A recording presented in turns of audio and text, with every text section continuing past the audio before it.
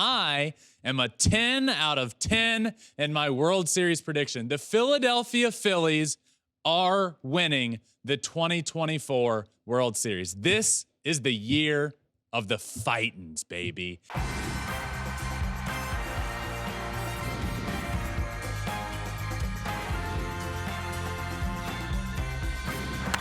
Fly ball onto the track, at the wall, it's gone! Home run! Turns on a ball, deep right field, and gone! What a game, what a moment.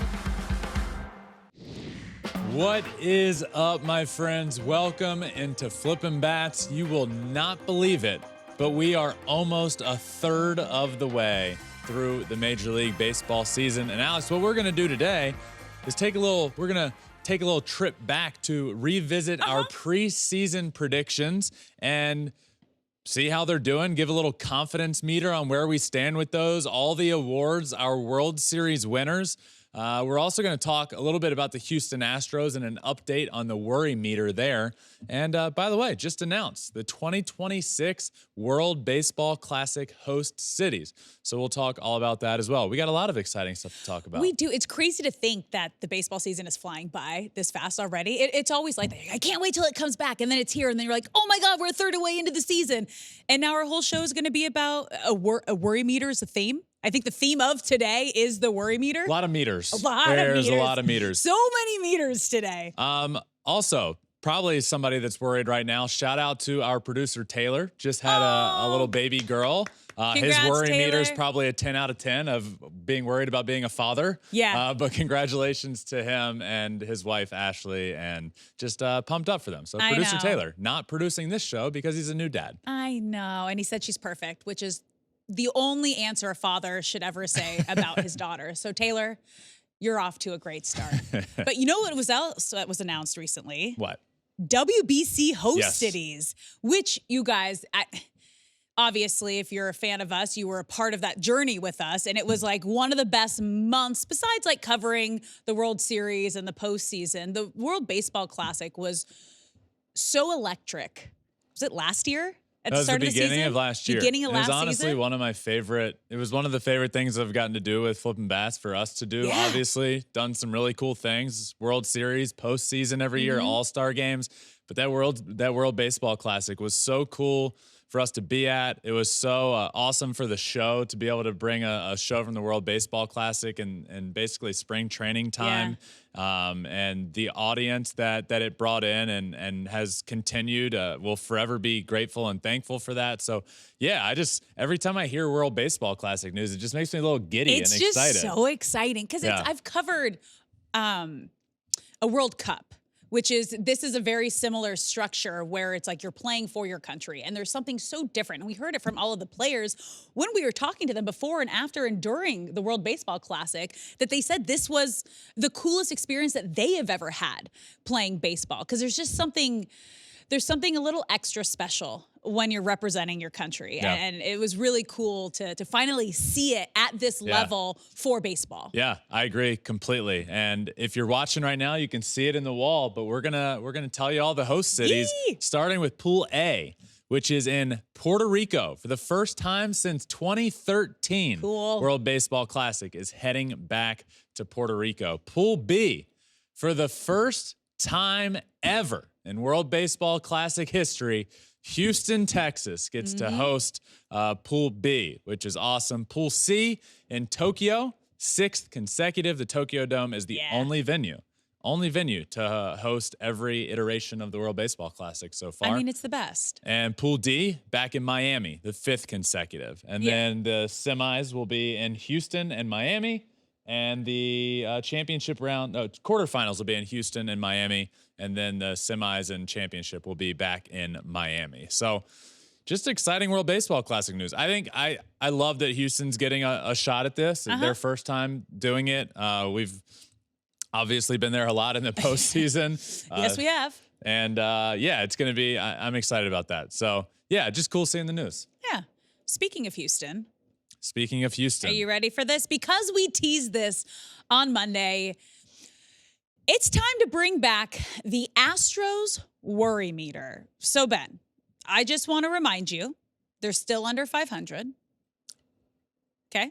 Okay. Just lost a series to the Angels. Third in the AL West. But where are the Astros, Ben, on your worry meter? I think the tell us. worry meter for Alex is more like a 10 out of 10 because she's getting a little worried that I'm getting more and more right by the week. And you can hear I it, have been sending you clips, and you too, can hear of it when in her happens. voice by setting this up, just reminding me where they are. But let's take a step back to about 2 weeks ago when I was originally asked this question. We originally started the worry meter, and I said a 4, which I think every baseball fan would have said higher. I think the majority of Astros fans were probably a little more worried than I was. I was ridiculed and reprimanded for saying 4. Yeah. And since then, they have won 10 of their last 14 games. Okay. They are now only 4.5 games out of first place in the division. First place, might I add. So we can sit here and say it was a really bad start. It was slow. This has been the same drum I have been beating for weeks. I don't care. It's still early. The Astros are inevitable. They will be fine. And you know what? You know what I wasn't even counting on? I wasn't counting on the Rangers not playing good baseball. No. The Mariners not wanting to run away with this division. So not only have the Astros not played great, nobody was taking the division and running with it. So now you have the Houston Astros back to playing baseball like the Houston Astros. And now they're only 4.5 games out of first place. My worry meter for the Astros has gone from a 4 down to a 3. I am less worried than I was a couple of weeks ago. I said this would happen. It is happening. I'm not going to take a victory lap yet because, as you said, still under 500. They had a long way to go. Yeah. But they now have less of a way to go. They are in perfectly fine place in the division. You can go from 4.5 games to in first place over the span of a couple of weeks. So I don't know. I just feel like there weren't a lot of people that continued to believe, and this could come back and bite me in the ass at the end of the year. But one thing that you know, and every fan of baseball knows that listens to Flippin' Bats, I have never once veered from saying that the Astros will be fine, the Astros will get into the playoffs, and the Astros are inevitable. Now they're playing great. My worry meter is a little bit less. Pitchers are starting to come back. Pitchers are healthy. The offense is heating up. The Astros are fine. I'm just going to be honest here. I did not have the American League West being the worst division in baseball on my bingo card. They only have one team over 500 right now, and that's the Mariners. As you mentioned, Rangers not playing that well. The defending World Series champs. The Astros, who usually get off to, a decent start, at least over 500 by now. It's just, the AL West is making it real easy for the Astros to get right back on top. But the Mariners. Yeah.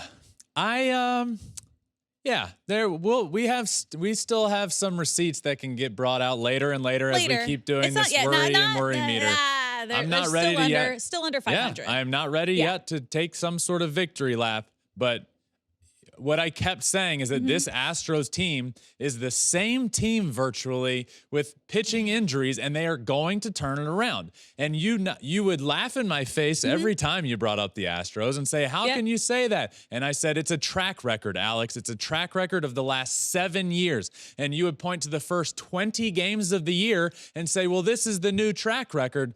No. This team has proven that they are winners. This team has proven that backs against the wall, they can have success. They're going to be fine. Now they're playing good baseball. And And Justin's on the mound today. They're in Oakland. They could gain some ground in the next few weeks because it's all divisional games, A's, then Mariners. But yeah, I'll let you sit in this happiness right now. It's not. I'll let you bask in it. It just seemed like a no-brainer to me. And I remember, I think it was the beginning of May. For like 3 or 4 times shows in a row, mentioned the Astros are behind the Oakland A's. Big deal. I said, Alex, by the end of May, this won't even be this is an afterthought. They're still under 500 though, and that's like unacceptable for the Astros. They'll be fine. Yeah, because of the weak division. 4.5 games. Literally the weakest division in baseball, which I, again, did not have on my bingo card. All I know is your tone is changing a little. Now it's to, well, the division stinks, so they might get in because the division There's only one stinks. team over 500, and it's the name Mariners, of the game is which win I your had division, winning the division. So get into the playoffs. That's a positive for me. Do you think the Astros will be in the playoffs? I had them getting into the playoffs as a wild card team. That. As a wild card team, I had them getting into the playoffs. Well, that's a different question. I had Spencer Strider winning the NL Cy Young Awards, which we'll talk about, and I'm not sticking to that. Want to get to that? Final question. Do you right now think the Astros get in the playoffs? I'm going to stick to me saying they'll get in as a wild card team. Feels like a that I cop-out predicted answer. in the beginning of the season. Feels like a cop-out. It's not a cop-out. Right. But you know what? So, that leads us. Yeah, that's what I was going to say. Okay. We're going to do something fun and different today. Since we're about a third of the way through the season, we're going to revisit our preseason predictions today, just the awards, and we're going to give ourselves a 1 through 10 grade based on our pick and how they've done this season so far, how we feel about it, and obviously reflecting how we think they're going to continue through the next 2/3 of the season. So we're going to get started in the American League and start with your AL MVP, Juan Soto, Ben. How are we feeling? Pretty good, Alex. I'm feeling pretty good about that. The man is only hitting .313 on the year with 13 homers, 40 RBIs, and an OPS of 979 on the year. Currently, those ranks in all of Major League Baseball, 6th highest OBP. This is in all of baseball. 6th highest OBP, 5th highest OPS, tied for 4th most RBIs in baseball, 5th most walks in all of baseball. But the most important thing for me with Juan Soto is that he's the new piece to this Yankees team. So he is automatically, if this Yankees team gets to the playoffs, which we both believe they would, I believe it's all but I believe they're going to get into the playoffs. They're a very good team. He's going to get a lot of deserved credit for that because he's the big new piece. It's a similar team, but you add Juan Soto to the lineup and then they become one of the best teams in baseball. Well, he's going to get a lot of MVP looks for that. So is his teammate Aaron Judge. But I feel great about this, Alex. Preseason prediction and as we speak, I'm probably even more confident about it than I was at the beginning of the year. So I would say I'm feeling good about that one. What are you rating it?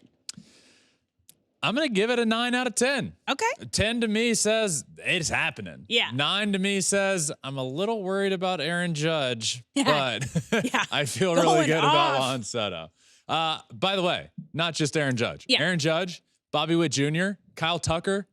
Don't sleep on Bobby Witt Jr. I think the voters will sleep on him because he plays in Kansas City, and the New York brand team will get the nod there. But Bobby Witt Jr. right now is on an absolute tear. It's unbelievable to watch. So those are the only reasons. I love where Soto's at. He is the front runner right now. I'm a 9 out of 10 because there's some players. Aaron Judge is having quite the resurgence lately. He's finally heated up. Bobby Witt Jr., great. Kyle Tucker, great. Juan Soto, best of the bunch right now. What about you? Who was your AL MVP pick? My preseason AL MVP. My preseason AL MVP prediction was Julio Rodriguez. That's right. Not off to the best start this season. He's struggling a bit at the plate this season. He's only had 2 home runs so far, batting .263, 14 RBI, a .630 OPS, 9 stolen bases. I mean, we did just see a great matchup between our 2 MVPs. Seattle taking the first 2 of that 4-game set against New York. But we heard Mariners manager talk about kind of the struggles with Julio Rodriguez right now. And he said the biggest thing with Julio has just been his timing, right? When he starts crashing or rushing forward, he's still hitting the ball hard, but he's not really staying behind the ball. And that's where the home runs come from. And when you stay behind, you can really leverage his power. So they've narrowed in on what they think the issue is, right? They're focusing. They've incorporated new pregame drills into his daily routine. He's slowly seeing results. He's been better the last few weeks. He said his mindset has been better. And what gives me a little bit of hope here is last season, the first half, Julio's batting average was .249. Second half of the season was .308. In August, he hit .429 with 30 RBI. So as soon as summer comes around, he tends to heat up a bit. So yes, he is off to a not up to par for Julio Rodriguez start to the season, especially if he's going to be in the MVP conversation. So right now, I would grade my pick a 5 out of 10. Feels high. Why? It's a 50%. That's not high at all. That's a failing grade. Oh, it just feels high. It's a failing grade. There's hope. I don't want to give up on my pick yet. Mariners are first in the AL West. They seem to have narrowed down on their issue. He's going to have a lot of ground to catch up on. Do I think he's going to win it? Probably not this year. There's so many other great players. Like, I would probably jump on the Juan Soto bandwagon or Aaron Judge in New York. And I do believe it will probably come out of the AL East, the AL MVP. But, it's just like he's getting better. I just got really excited. This wasn't a part of the show that I was excited about. I got really excited for old Positivity Alex's meter and rating scale throughout all of these. I cannot wait. The fact that Julio is a 5 out of 10 when the guy's hitting 260 with 2 homers is remarkable. So I cannot wait for the rest. To your credit and to your point, Julio Rodriguez from basically like all-star game on, has he's an MVP player at those points. Yeah. And I was hopeful and am hopeful that we can see a full season of that, and then he's going to win an MVP award at some point. Yeah. It just can't be for a half of the year. He's got to, be the whole he puts shebang. himself in a bit of a hole. And again, 263 is not bad, but the power numbers in the OPS just aren't there yet. But he will inevitably heat up. Okay. Let's move on to our AL Cy Young predictions. Okay. Who you got? My AL Cy Young prediction is and was Tarek Skubal, who is currently the front runner for AL Cy Young, which I am still very pleased about. Off to a good start with my preseason picks.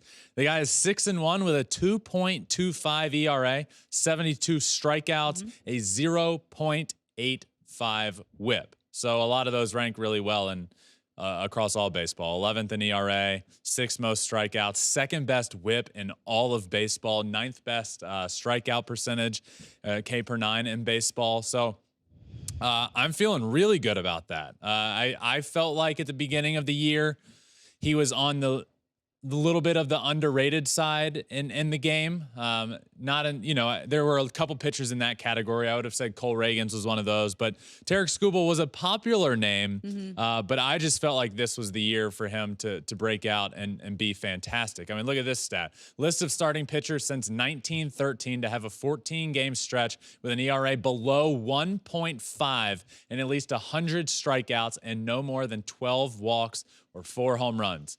Clayton Kershaw, Jacob deGrom, Tarek Skubal. Pretty good category to be in. Very good category to be in. I love Tarek Skubal. I love where he's at. I feel really good about his chances. I am going to list that. My confidence meter in this pick is an 8 out of 10. Okay. I'm going to start to see a pretty funny trend here now that I'm seeing like your grading compared to my grading and how I feel gradings are. Now that you're like, I'm excited for your positivity gradings. I'm like, okay. I am excited for this because I remember who your preseason pick was, and I know he's not doing as well as Skubal, and if your rating is above mine, it's going to be pretty funny. Yeah, so let's get to that. My preseason AL Cy Young pick was Corbin Burns. He's off to a solid start to the season through 10 games, 4-2, top 10 in ERA, 60 strikeouts in about 60 innings pitched. He just matched a season high by striking out 11 batters in 7 innings when he was in Seattle. But when you look at his ranks in Major League Baseball, he's 15th in ERA in all of Major League Baseball, 18th in WHIP. But he's off to a solid start to the season. He's on a great team with so much young talent. So there was hope there. I'm feeling pretty good about my pick. And now when I say that out loud, like the pretty good should be like, now I'm already like kicking myself when I was doing this. I gave him a 9 out of 10. And I know Skubal's above him in a lot of the rankings. And I'm just like, okay. Maybe I should have given him a 7, but I feel confident. Maybe it'll turn around. He ranks 15th in baseball in ERA. I feel like it's a 9 out of 10 that he's winning the Cy Young Award. He's doing great. I mean, So he's you're having a saying good there's a year. It's not that chance. he's not having a good year. There are just pitchers doing better than him in the American League, specifically the one I picked. And I know. I just felt like, honestly, I said 8 because there are pitchers that are doing really well, like Corbin Burns, like Cole Reagans. I think Tarek Skubal's the front runner. I feel a little more confident based off of my rating. I feel a little more confident that Juan Soto is going to win MVP. Yeah. And I feel confident that Tarek Skubal is going to win the Cy Young Award. Maybe just a little less confident than how I feel about Juan Soto winning the MVP award. I'm grading with my mind, not my heart. I grade with my heart. I know we know. Okay. We know. Okay, let's move to the American League Rookie of the Year. We both had the same guy, Evan Carter. Yeah. Evan Carter's not having the best season so far, and by that I mean he's having a pretty rough go of it. He's hitting 201, 5 homers, 15 RBIs, 678 OPS. And then you look at the American League Rookie of the Year race, and this is why I'm just going to tell you, I'm going to give him a 3 out of 10. I'm going to give him a 3 out of 10. And I'm doing that because I still think maybe there's a little bit of hope. The Rangers are underperforming. If they can get through this and get to the playoffs, I think Evan Carter is going to be a big part of that. We saw how successful he was in the playoffs. We know the player he can be. And if he can propel this push and get the Rangers back to where they were and back to the playoffs, I think he's going to be a big part of that and get some Rookie of the Year votes. But the reason it's not any higher, 1, his statistics are bad. Yeah. 2, I think the heavy favorite right now is Mason Miller. Mason Miller is a superstar. Mason Miller plays for the Oakland Athletics and is still announcing his presence with authority. He has a negative FIP. Negative. And in his last 15 games, he's thrown 19 1/3 innings, 0 runs, 40 strikeouts in his last 15 games and 19 1/3 innings, and 0 walks. So, with that statistic, scoreless 15-game span with more than 35 strikeouts and fewer than 5 walks, he is the only player ever to do that. Ever. Forever. It is, and not only fewer than 5 walks, he's at 0 walks and 40 strikeouts. It's remarkable what he's doing. He is the single most dominant pitcher in the game of baseball. The Oakland A's need to decide what they want to do with him right now. Do you want to trade him to a team like the Baltimore Orioles that seem like the perfect fit because they have a back end of the bullpen issue? They have prospects in the minors that they have no space for in the big leagues. Go get a boatload of prospects. Or if you're the Oakland A's, for the first time in a long time, open up the wallet and pay for your player to be there when you go to Vegas or go to wherever you're going to end up. Pay him or trade him and get a boatload for him. But I think Mason Miller is going to win the AL Rookie of the Year. I do not feel confident in Evan Carter winning the AL Rookie of the Year. So for that purpose, I am going to give him a 3 out of 10. Oh, God. I retweet that whole statement of like, I also don't believe he is going to be Rookie of the Year. So now I'm just like, I feel like I probably should have like marinated on these grades a little more. But I was trying to look at the positive side of things. And again, Evan Carter is a World Series champion, right? Among all rookies, he's tied for 3rd in home runs. Among all AL rookies, he has the 4th most extra base hits, 5th most RBI. So it's like not bad. But again, it's probably not gonna be him with the start that he's had. So how confident are you that it is going to be him? What did you say? I'm like embarrassed to say this one now. These last few have been rough for me, Ben. 8 out of 10. Alex. Yeah. Alex. Well, because like Alex. when you rank him among other rookies, it's not as bad. Yeah. Okay. Let's just move on. I'm not mad. I'm disappointed. Yeah, I know. I can feel An it. 8 out of 10? The guy's hitting 201. Yeah, but he's still like doing better than most rookies. How many rookies are there that are even playing every day that qualify? Yeah. Not a ton. Not a ton. Not a ton. I already know I'm wearing this one. I am wearing this one. Oh my God. I'm wearing this one. Okay? I'm wearing this one. You can keep getting mad at me, but like I get it. I'm not mad. I'm disappointed. I said that already. Okay. Well, let's move to the National League. Can we please? Because I just want to put this behind me. Yeah. I feel like I should have woke up this morning and had like a different take on all of my grades because I did these yesterday. Okay. Let's get to your NL MVP. Okay. Fernando Tatis Jr. Yeah, my preseason NL MVP prediction was Fernando Tatis Jr. Not off to a good start. 248, 8 homers, 25 RBIs, an OPS of 743 on the year. Not good. Not good. I'm not feeling confident about it. The Padres are just floating around that 500 mark. I thought they had a chance. Definitely once they traded for Dylan Cease to become a good team, get into the playoffs, led by Fernando Tatis in that offense. So a lot of reason for optimism there. And we saw him a couple years ago be an MVP type player. Yeah. And then obviously the suspension and then the injuries and all of that. And I thought this would be the year he bounces back. At least to this point, that has not happened. Tatis has been fine. He's been a good, not great baseball player. Yeah. And the MVP is going to be the best player in the league. So I am going to give my confidence meter in Fernando Tatis Jr. winning the NL MVP is a 2 out of 10. 2. Not feeling great about it. No. I feel great about mine. My preseason NL MVP pick was Mookie Betts. And boy, did he get off to a historic start to the season. He was leading the league in almost every single category. Now his teammate, Shohei Ohtani, has taken the reins over that and is leading in majority of those offensive categories. But he's still batting .330. He's got a .430 on-base percentage, a .970 OPS, and he's tied for second in runs, third most hits in Major League Baseball, 6th in OPS and average. I'm still going to go, I'm going to give this pick a 10 out of 10. I still strongly believe that Mookie has a great chance to win MVP. So if I were you, yeah, here's how I would have graded this. Obviously, we know the year Mookie's had. Yeah, I know. I would have said 9 out of 10. Yeah. And I would have said, here's why.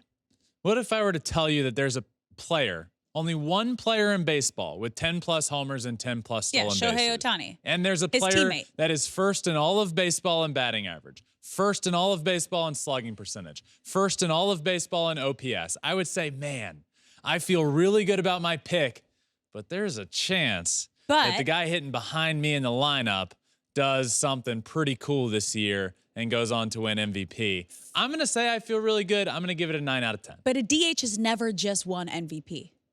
I agree. Yeah. We've talked about this. I know we've talked about this. So I'm gonna stick with this. Okay. Because all those things you said, like Ohtani leads in, Mookie led that at one point in the season. So who knows? He could go on a hot streak. He could bounce right back up.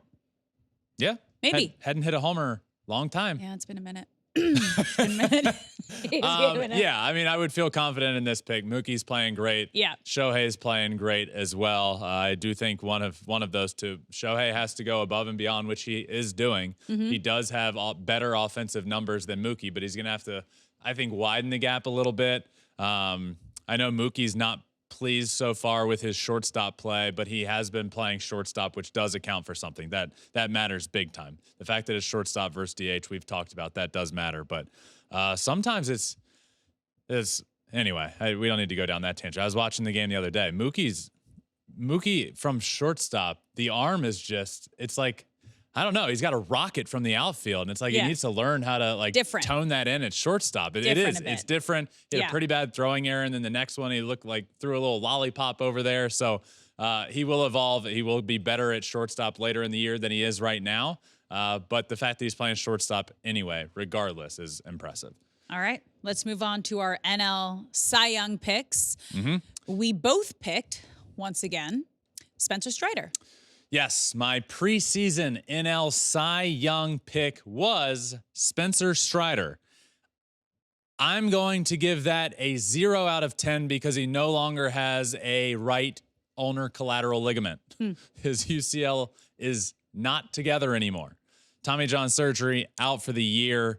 Obviously, that is not going to happen. So what I want to do here is give a little bit of a shout out to Shota Imanaga, who has come over and been one of, if not the best pitchers in the game of baseball. He is an absolute treat to watch out on the mound. I love watching Imanaga throw. It's been fun watching the evolution of him pitch, because from watching him throw in Japan and watching him evolve as a pitcher over here, it just feels like the way he's, like catchers are do things differently over here. Like catchers are setting up down the middle now and just letting his stuff do what it's going to do. And he's out there saying, I got really good stuff. It's going to move all over the place and you're not going to hit it. Instead of trying to nitpick the corners, which he can do, but his stuff is just overpowering people and overmatching people. It has been awesome watching Imanaga pitch. ERA under 1. He's got to be the front runner for NL Cy Young right now, him and Zach Wheeler. But again, I think this is a no-brainer. Alex will find a way to give Spencer Strider somehow at least a 6 out of 10, even though he's not pitching the rest of the year. But shout out Shota Imanaga. I would take him if from this point onward. No, I didn't give us that high, but This one was tough. Obviously, Braves lost Strider early. We didn't get much of it. No one got much of a chance here. Strider, the Braves, anybody who had him as a Cy Young favorite. But because we got 2 games out of him, I'm giving him a 2 out of a 10. Oh my Obviously, God. He's not going to win. So, okay, I was grading. I think I went about this a little different. I was grading the pick opposed to where I think confidence that they're going to actually win the award. Obviously, I know he's not going to win the award, but I was giving us a 2 because there was so much potential at the start of the season, and it just was really unfortunate how bad it ended. So it's not a high pick and not a high grade. So that's where my mind, just so you can wrap your head around where my grading system came from, I graded a little differently. I guess I graded on a curve. I graded on a different curve than you did. Alex. And that's okay. But I'm with you. If we had to repick and rename someone right now, Shota Imanaga is the guy. He should be the Cy Young favorite.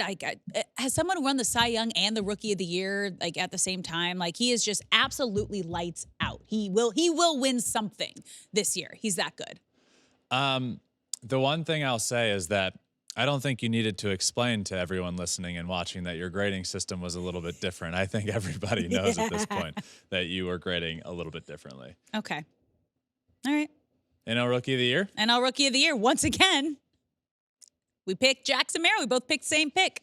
Yeah, I was on the Jackson Merrill train.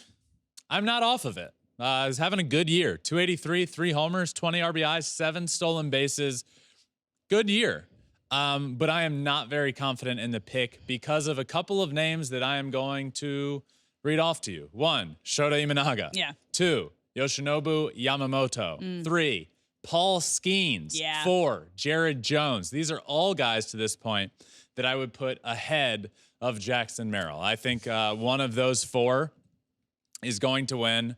I think Imanaga is a clear front runner at this point, but there are plenty of names that I would put over Jackson Merrill. Again, good year, just not feeling confident in my pick. So I am going to give it a 2 out of 10 because I just don't foresee it happening. I don't.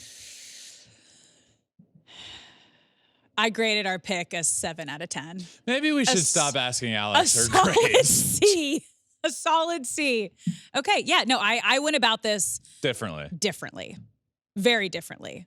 But I mean, among rookies, that's why but I definitely Shota Imanaga, as I just said in the last segment, I could see him doubling down, getting Rookie of the Year and Cy Young, NL Cy Young. So I mean, but Jackson Merrill, tied for 3rd with rookies with stolen bases, tied for 3rd most RBI, 8th highest average among rookies. So it's he's top 3.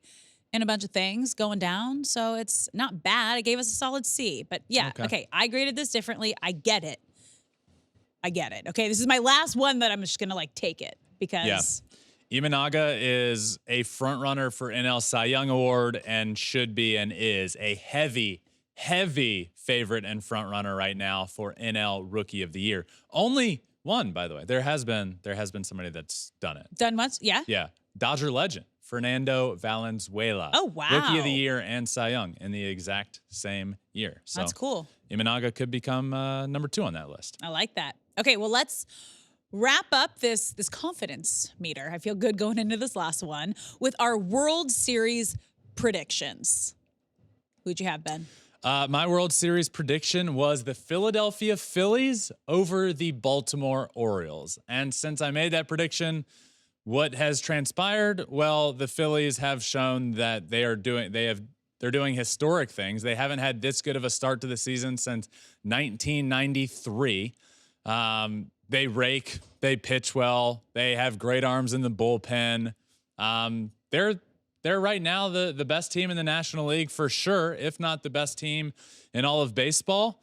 So I have the Phillies winning the World Series over the Orioles. Orioles are also playing good baseball. Yankees are currently leading that division, but again, I'm not deterred or frustrated with the start that the Orioles have had. They've done nothing to take me off of this pick. Phillies make me feel good. Orioles make me feel good. I am a 10 out of 10 in my World Series prediction. The Philadelphia Phillies are winning the 2024 World Series. This is the year of the Fightins, baby. The Fightins. 10 out of 10. What you got? All right. My World Series prediction this season was the Dodgers over the Yankees. And I am also feeling great about this prediction. I also believe that we could get both MVPs from these two teams this season. These are the two best teams in baseball with all of the talent.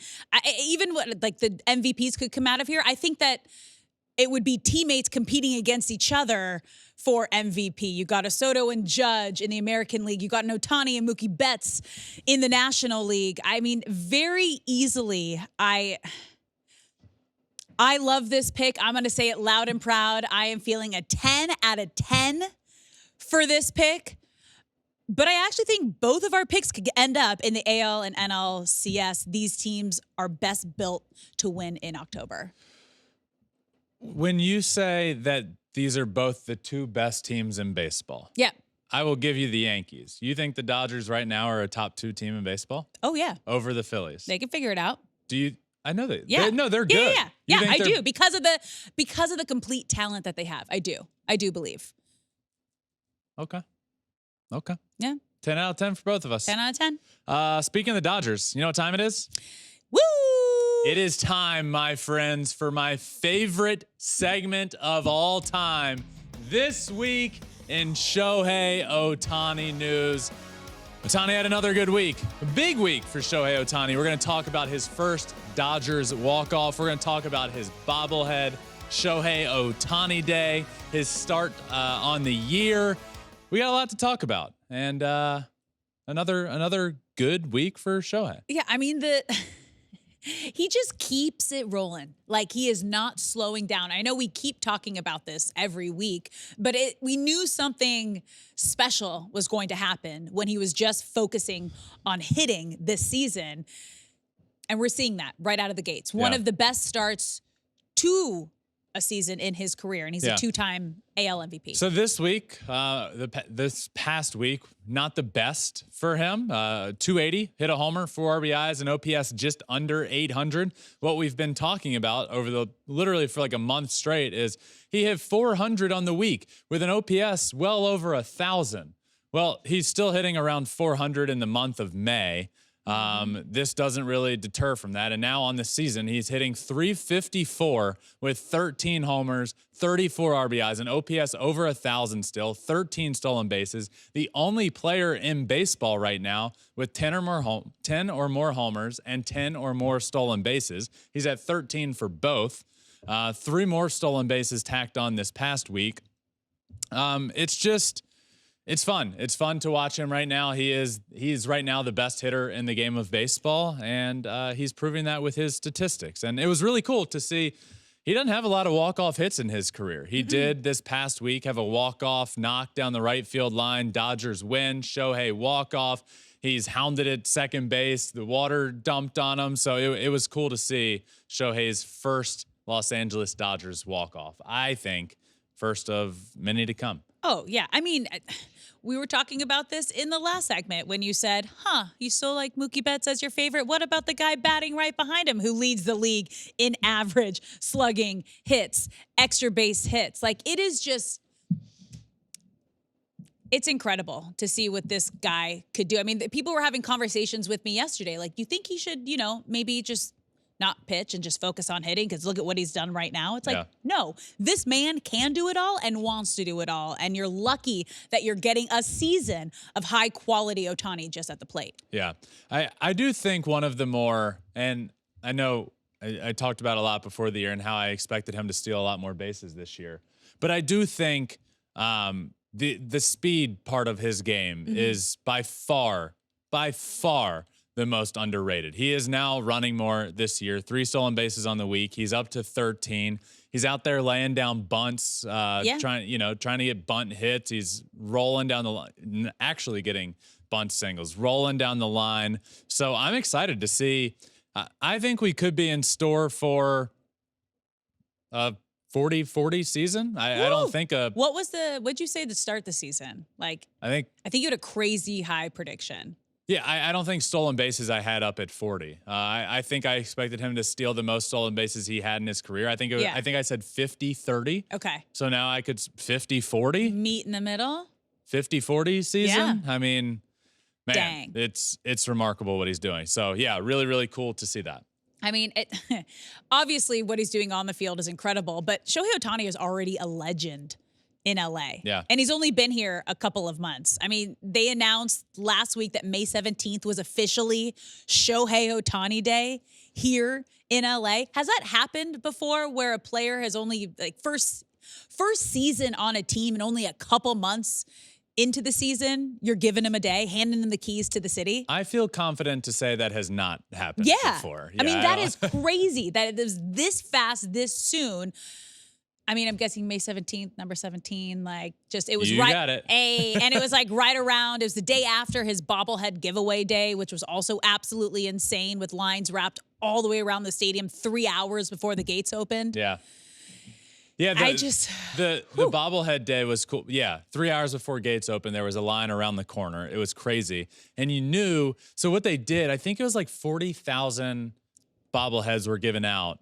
And I think the number was 1,500 of them. It was a low amount. Were in the road uniform. So the strong majority were the home uniform, and then there were a few in the roads. And this is crazy, those have been going for thousands of dollars. And there's videos of people painting the home jersey, trying to paint it gray to look like the road uniform. It doesn't look good. It's clearly very obvious that it's happening. Crazy. But there's some going for $3,000, some of these bobbleheads. So it's just, look, I was thinking about this the other day. Shohei Ohtani Day, Ohtani bobblehead madness, all of that. Shohei Ohtani was paid $700 million. And I bet you it's not going to take more than 2 years for that contract to pay for itself. These bobblehead days, all of the new Japanese endorsements that they're getting, it feels like every day there's a new Japanese endorsement coming for the Los Angeles Dodgers. And you go to the stadium and there's Japanese advertisements, Japanese company advertisements on the outfield wall, on the backstop. I feel like I see a tweet every day. Another one for the Dodgers, another Japanese company partnering with the Los Angeles Dodgers. It's already paid for itself. Oh, and on top of it, an entire country wanting to buy his new jerseys, wanting to buy his new merch, wanting to be a part of this Ohtani mania in LA. Oh, that might pay itself in a year. Yeah, and it's cool to see. the city has obviously already rallied around him, the fan base, but it's not often that I feel like other celebrities get starstruck, but Shohei's always been kind of this interesting, like Dodgers every single day have somebody coming out wanting to meet Shohei. Yeah. Like big time stars are literally going to the Dodgers game just trying to meet Shohei Ohtani. I love it. I know you had Reggie Bush throwing out the first pitch there that photo is. Matt Leinart, who was in all catcher's gear, and they both like posted like epic photos with Shohei Ohtani, which was, Cameron Brink. I love it. New LA draftee for the Sparks. Superstar.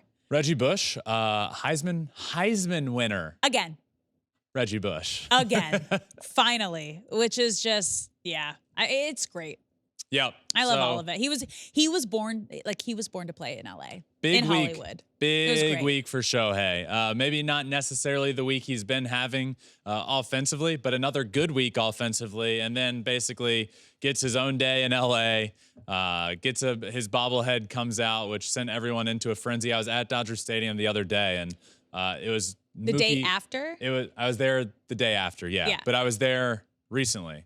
What day is today? Today's Friday. I was there Tuesday. Okay. And that was Mookie Betts' bobblehead day. Oh. So I was there before the game, before gates opened, and there were just thousands and thousands of boxes of them. And I asked about the Shohei day, and one of the employees for the Dodgers said, I work here, and I couldn't even get a Shohei bobblehead. I mean, they're a hot commodity. It's crazy because I remember, obviously, when he was on the Angels, and when you work for the broadcast team, they usually allot like one for each person. Yeah. But on his bobblehead days, you had to almost felt like you were making some backdoor deal of hey, do you know anyone I can get a bobblehead from? Like who can I sneak to get one of those? Because everyone was trying to get their hands on one.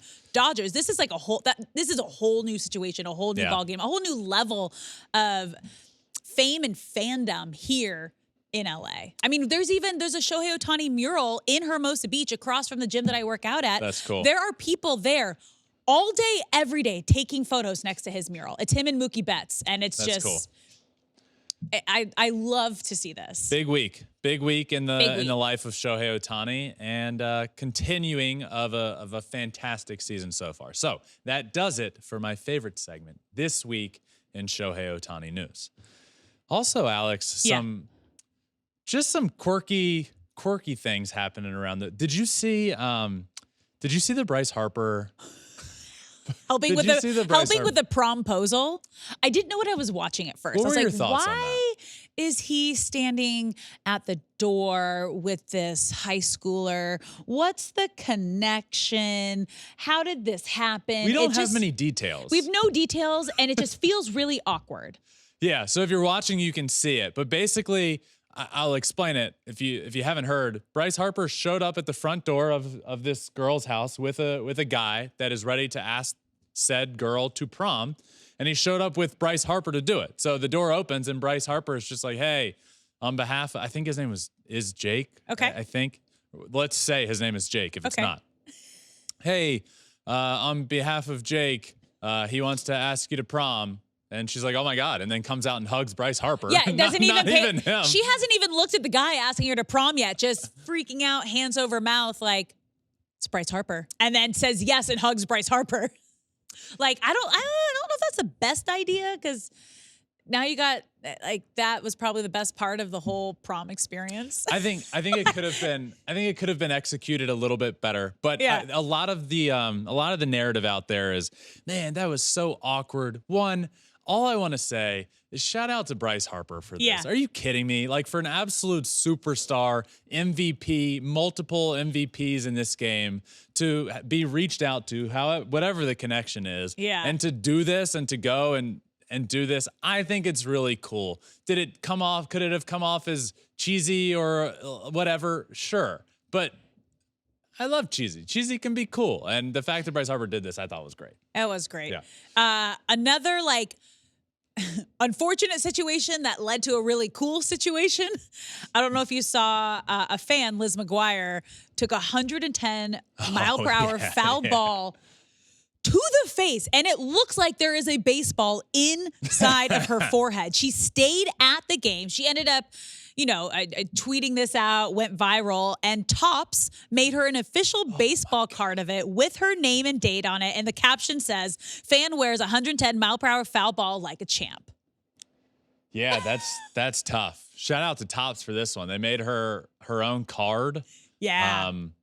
But they made 110 copies of the card, she's by getting the way, them all. because it She's was getting hit all of them. 110 Oh, miles an hour. nice. I didn't pick up on that. I like that. Also, her name's Liz McGuire. I grew up watching Lizzie McGuire. Yeah. Shout out. I kind of did a double take at first when I was like, Liz McGuire. No. It's not that.